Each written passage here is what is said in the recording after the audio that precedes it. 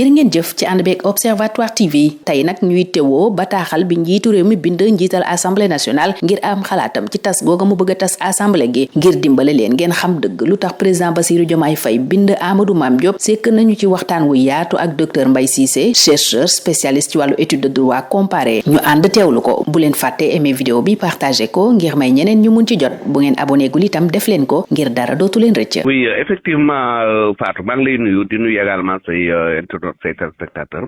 Oui, je pense que la lettre aussi, c'est le président a usé son pouvoir que lui a offert la Constitution, notamment au niveau des dispositions pertinentes de l'article 87, parce qu'article 87 dafay wax le président de la République, après avoir recueilli l'avis du Premier ministre et celui du président de l'Assemblée nationale, mën na prononcer wu par décret dissolution Assemblée nationale. Je pense que ci niveau boobu dafa nekk di user pouvoir bi nga xam ni Constitution bi jox na ko. N'est-ce pas mu saisir ki nga xam ni moom mooy président assemblée nationale pour recevoir son avis xaw ma nag à quel moment la lay répondre mais ki nga xam ni moom mooy le conseil constitutionnel en application de l'article moom tamit des dispositions de la constitution moom aussi saisir nañ ko ba mu jox avis ba wane ni le 12 mën nañu 12 septembre mën nañu dissoudre li nga xam ni moom mooy assemblée nationale mais jusqu'à présent nag moom saisiragul solennellement li nga xam ni moom mooy le premier ministre. Bul fàttali aussi dafa war a saisir ki nga xam ne moom mooy premier ministre par rapport ak article 87 bi te l'administration elle est écrite peut-être d'ici quelques jours ou bien d'ici quelques heures on va voir la lettre par laquelle le président de la République va saisir le premier ministre. Alors docteur loo jàngat ci surtout saisinu président assemblée nationale est-ce que mun nañ ci jàpp ne probabilité la DPG bi bañ a am et que bu ñu yeggee le 12 président tas assemblée nationale. Oui, je pense à ce niveau il faut distinguer deux choses.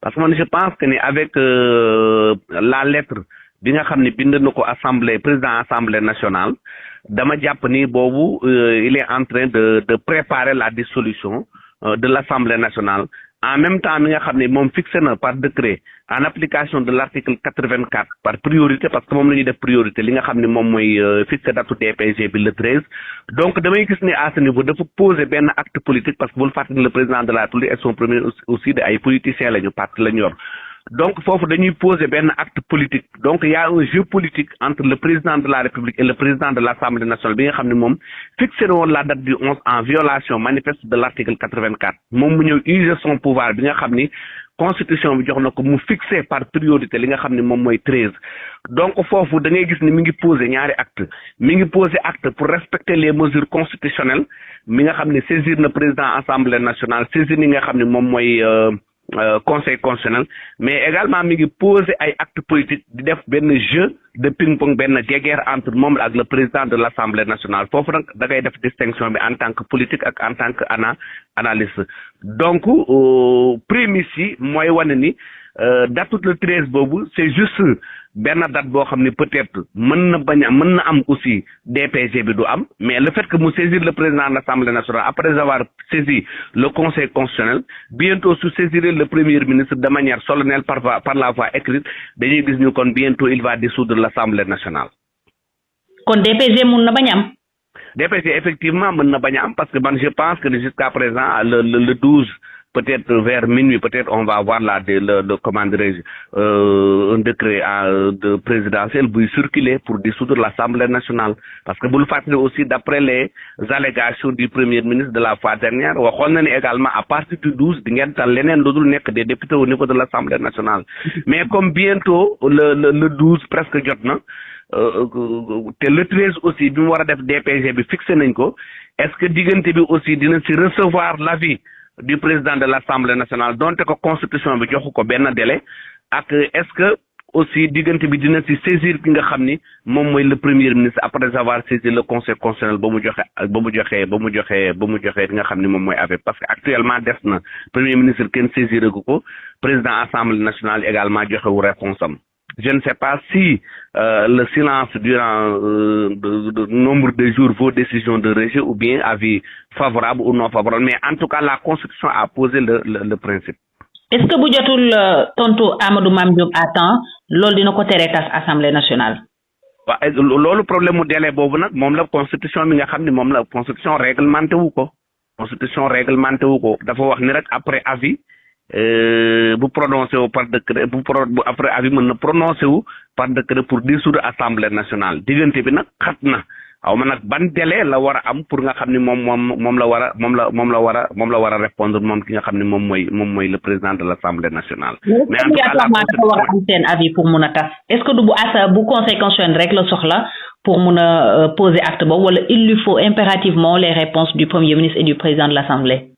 Non, c'est juste des formalités que pose le Conseil constitutionnel. C'est juste des formalités administratives et formalités constitutionnelles, n'est-ce pas? Parce que mais constitution moom li wax dafa après avoir recueilli l'avis, que ça soit l'avis favorable ou défavorable, boo recueillir avis bi ci ngay mën a dissoudre li nga xam ni moom mooy Assemblée nationale. Léegi nag ñu xaar ba xam kañ lay recueillir li nga xam ni moom mooy avis bi. Parce que normalement il devait y avoir par exemple un texte de la loi sur une loi organique buy préciser en tout cas le délai, le nombre de délais où le président de l'Assemblée nationale doit répondre par rapport à la lettre adressée par le président de la République. mu nekkoon kon leeralu bés bi tey ak docteur Mbaye Cissé ci bataaxal bi président de la République bind njiital Assemblée nationale. ñu ngi leen di gërëm ci teewlu bi. ngir gën ñoo jàppale aimé leen te partagé suñuy vidéo bu leen fàtte itam abonné te wax ñu ci commentaire yi ni ngeen gisee li nu leen di defal waaye itam lan ngeen di xaar leneen ci ñun. Merci de suivre Observatoire TV. Nous nous intéressons aujourd'hui à la lettre que le président Bassirou Diomaye Faye a écrite au président de l'Assemblée nationale pour recueillir son avis sur la dissolution du Parlement. Pour vous aider à mieux comprendre la démarche du chef de l'État, nous nous sommes entretenus avec Dr Mbaye Cissé, chercheur spécialiste en études de droit comparé. N'oubliez pas d'aimer et de partager la vidéo pour permettre à d'autres de la voir. Si vous n'êtes pas abonné, c'est le moment de le faire pour ne plus rien rater. Oui, effectivement, je pense que cette saisine, après avoir saisi le Conseil constitutionnel qui a donné son avis, en alléguant que le président de la République pourra, à partir du 12 septembre, dissoudre l'Assemblée nationale. Maintenant, la lettre adressée au président de l'Assemblée nationale, je pense que le président est en train d'user son pouvoir discrétionnel que lui offre l'article 87 de la Constitution. Parce que l'article 87 précise que le président de la République peut, après avoir recueilli l'avis du Premier ministre et celui du président de l'Assemblée nationale, prononcer par décret la dissolution de l'Assemblée nationale. Maintenant, il a saisi le Conseil constitutionnel qui a déjà donné son avis. Il n'a pas encore requis l'avis du président de l'Assemblée, mais la Constitution également précise qu'il doit également recueillir l'avis du Premier ministre. Et actuellement, on n'a pas encore vu une lettre adressée en tout cas au Premier ministre pour recevoir l'avis avant de puisse dissoudre l'Assemblée nationale. Mais par rapport à la date du 13, je pense que également la déclaration de politique générale risque de ne pas se tenir si le président de la République, en tout cas, tente, parce que les prémices, ça montre que le président de la République tend vers la dissolution de l'Assemblée nationale. Parce qu'au moment où il a adressé, il a fixé une date par décret, tenant le 13 septembre. En même temps, avant le 13, il a saisi le président de l'Assemblée nationale pour recevoir son avis en application de l'article 87 de la Constitution. Je pense qu'ici, il est en train de poser deux actes, des actes politiques, mais des actes également constitutionnels.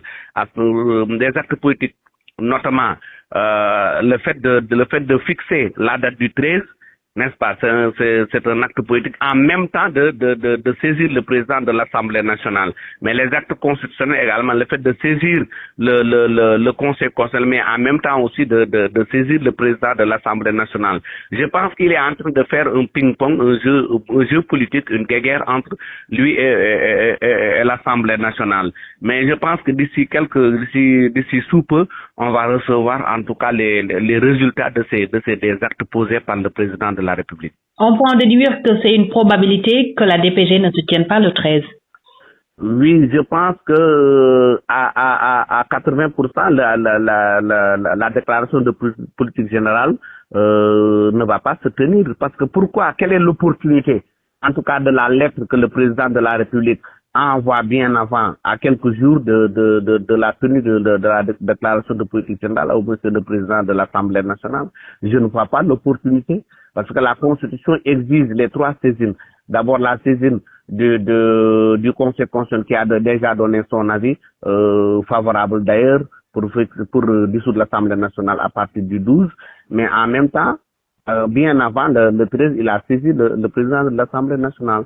Donc je pense qu'avec la troisième exigence, s'il saisit entre-temps, bien avant le 13, le Premier ministre pour recevoir son avis, comme le dispose l'article 96, je pense que la déclaration de politique générale ne va pas se tenir et ce qui se pose, ce sera la dissolution de l'Assemblée nationale.